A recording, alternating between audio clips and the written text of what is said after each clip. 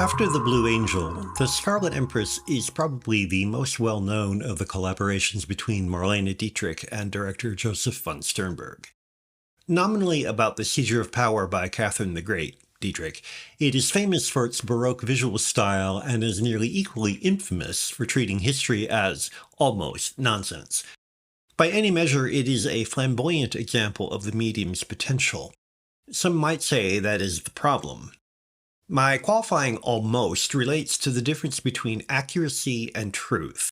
It is easy to dismiss the film's febrile goings-on as an irresponsible fantasy, a grotesque distortion of Russian history that merely uses royalty as pawns for an imperial director interested only in display. Such criticism nonetheless ignores the most interesting aspects of the historical recreation, or to put the issue differently, dismisses the film for failing to be only one kind of historical recreation. That the 18th century Russian court was not the film's hellish warren is not at issue. Von Sternberg, in fact, prided himself on the irreality of his films.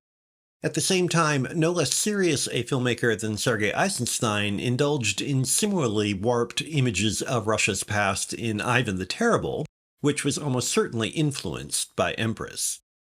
Both films possess a nightmarish suggestive power that far exceeds any literal, superficial reality. So, while 18th century Russia may not have looked like Empress, the film suggests the way things may have felt for those who had to live through it.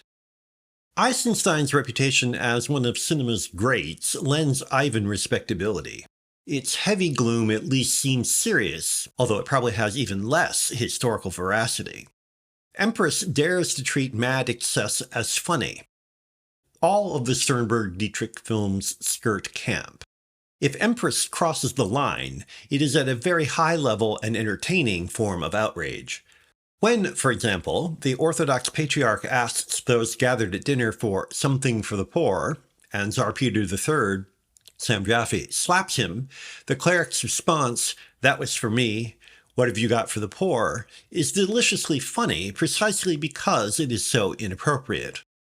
Or when Catherine, before ascending the throne, is told she will be sent to a convent once Empress Elizabeth Louise Dresser dies, she replies that she could never go to a convent because she would have to shave her head and entirely too many men love my hair.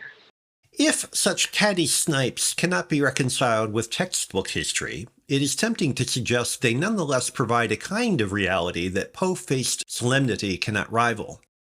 Catherine the Great was no doubt a tremendously skillful politician whose importance in Russian history cannot be overestimated.